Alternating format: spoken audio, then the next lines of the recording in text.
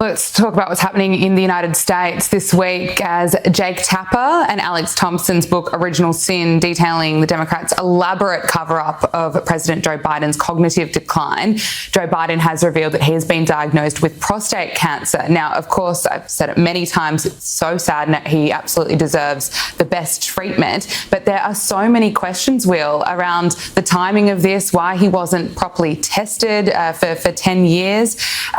What were the people around him doing, who knew what and when? And, you know, as we've been lied to so many times by the Democratic Party, by Joe Biden himself, he said he wasn't going to pardon Hunter, then he did pardon Hunter. There was COVID. There have been so many lies coming out from Joe Biden and the people around him.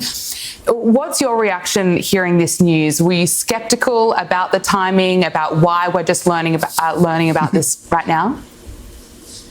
Just a bit skeptical, Gabriella, yeah. The fact of the matter is the former Biden White House and the Democratic Party do not deserve the benefit of the doubt on this. And the fact of the matter is none of it makes any sense. I think this will rightfully come to be revealed as the greatest political scandal in modern American history. There's only three things that could have happened here. Either A, they knew about the cancer when he was president and they lied about it. They deliberately withheld it from the public.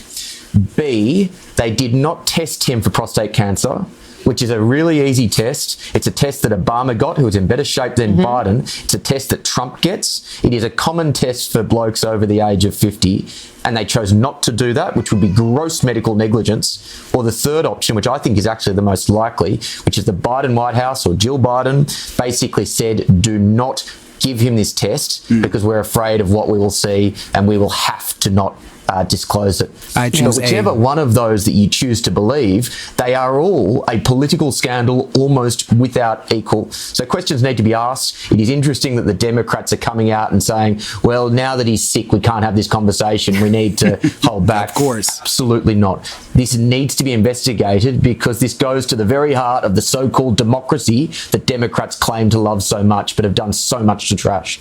Well, I choose A and maybe C, but I'm leaning more towards A. You know, it's funny because when it comes to the Democrats, there's one phrase they never get tired of saying: democracy is in danger. But the real irony, there's nothing democratic about the Democratic Party. It's built on lies. It's built on backroom deals. It's built on a hunger for power. Since Biden took office, ask yourself, what has the average American gained? I'm not talking about the elite. I'm not talking about the media. I'm talking about the everyday working citizen. Nothing. Nothing but broken promises. From his son's scandals to his own questionable health, it's all a web of deception. And the media, of course, they're in on it too, selling the script like actors in a play, because that's what they are. Actors. This isn't government, this is propaganda. And us, the truth tellers, we're silenced. Why? Because the more you know, the more their control slips. Let's not forget, they didn't even let Kamala Harris run through a primary. That's not democracy, they just inserted her into power. What's democratic about that? Absolutely nothing. And yet we're told to cheer it on like it's progress. It's not. It's manipulation. Every celebrity, every singer, athlete, they're all echoing the same script. And you have to ask, who's writing this script? Someone is paying them. Someone is paying them to shape how and what we think. Meanwhile, those who question it, we're labeled, we're censored, we're erased. That is not democracy. That is dictatorship wrapped in a smile and a soundbite. It's time we wake up and see the game that is being played. Next up, we got to talk about King Newsom. Yeah, I said king because no one destroys a state like California and still keeps power without being protected. This man ran one of the most beautiful, resource-rich places in the world into the ground. And what happened? he got reelected. No recall, barely a peep from mainstream media. Ask yourself, how is that possible? That's literally like hiring someone to burn your business down and then giving them a raise. Common sense would tell you something else is at play here. Power, protection, and puppetry. Let's look at this latest article. So it says here, Sacramento, California, a landmark deal to funnel millions of dollars into California newsrooms risks being downsized after Newsom proposed funding cuts and Google, the initiative main corporate partner, slashed a third of its original commitment on Wednesday. Google for now will drop its 2025 contribution to the program to $10 million from $15 million. The move matches California's pledge, with Newsom slashing state funding for the deal to $10 million from $30 million last week in his plan to close a $12 billion budget deficit. Wow. Now, on the surface, you might think, well, at least he's cutting the budget deficit, right? But hold on. California brings in more money than most countries. So why is there a $12 billion deficit at all? Where's all that money going? Here's the trick. It's about misdirection. The Democrats rely on media magic. They are Hollywood, and media is their stage. That's why information is everything to them, because if they can control what you know, they can control how you act. They convince you up is down. They convince you right is wrong. And they do it so well, people will fight to defend the lie. Do not be fooled. Newsom does not move independently.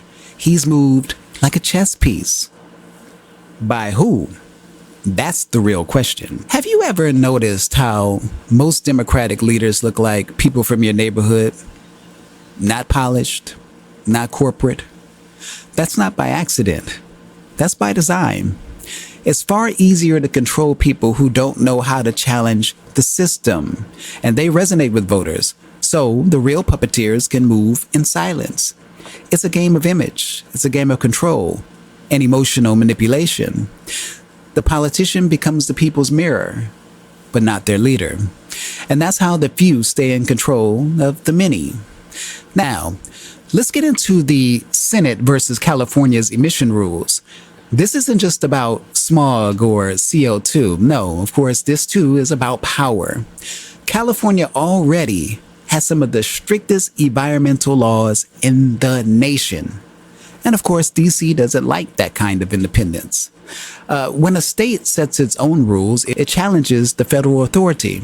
And that's the fight happening right now. But who really benefits from pushing climate regulations? Terrible news for Gavin Newsom. It looks like his electric vehicle mandate in California is being overturned. How, you may ask? Well, let's just say I've been keeping up with congressional actions lately, and the Biden administration's EPA granted California the ability to set its own mandate to where all vehicles sold, including trucks, had to be electric vehicles by 2035. The Senate voted 51-44 to undo this after the House passed this resolution, officially undoing this mandate. Technically, Congress has 60 days to block a new federal rule under the Congressional Review Act, but since they are repealing a waiver, this does not apply in this specific instance, and this action only required a simple majority of the vote. So California can no longer set its own tailpipe emission standards as soon as Donald Trump signs this joint resolution. Now, if you have a simple resolution or concurrent resolution in our Congress, that requires no action by the president. That's just simply expressing congressional disapproval of something. Mind you, when I've read the reports on how the EPA interacts with state-level environmental protection agencies, it's very vague as to how they actually go about it. So, Senate Republicans on Wednesday voted to establish a new precedent that will allow them to roll back vehicle emission standards in California, including a rule phasing out the sale of new gas-powered cars by 2035. That's fantastic. The winding series of Senate procedural votes that went late into the evening could have profound implications for California's so-called long-standing efforts to reduce air pollution. It also established a new, narrow exception to the Senate filibuster, even as Republicans have insisted that they won't try to change Senate rules. It goes on, but this is the thing. And this is something that everybody needs to realize. The easiest way to gain massive control is to get people to believe in a threat they can't see and they can't feel. That's the climate hustle. For decades now, every 10 years, there's been a new doomsday date. And not one has come true. But the fear, well, it sticks. And the fear is powerful. Why? Because it opens the door to new regulation, new taxation, and of course control, all in the name of saving the planet. It's the perfect illusion. Now let's talk money. The climate agenda is worth trillions of dollars. Imagine forcing everyone to ditch gas and go electric. That's a gold mine. But more than that, it's a leash. Electric cars can be tracked. Electric cars can be monitored and even shut down remotely. If you step out of line, not necessarily by breaking the law, but perhaps by having the wrong opinion, they can stop your car. That is not freedom. That is control. And if we don't pay attention, we'll all be trapped in a system that runs on digital chains. Now, for our final story, a little shift in the culture war. The Naval Academy is reversing course on banning certain books related to DEI. That's right. A backlash is building. People are starting to push back against the ideologies being forced into education and service. But the question is this the beginning of a real shift? Let's take a look. So, as you see here from the Washington AP, all but a few of the nearly 400 books that the U.S. Naval Academy removed from its library because they dealt with anti-racism and gender issues are back on the shelves after the newest Pentagon-ordered review. The latest turn in a dizzying effort to rid the military of materials related to diversity, equity, and inclusion programs. All of this is pretty interesting to me, and I'll tell you why. When I think about these banned books and thought systems, I go back to my own childhood. I wasn't raised with prejudice or prejudging people. People were just people. I didn't judge anyone because I wasn't taught to. And I'm grateful for that.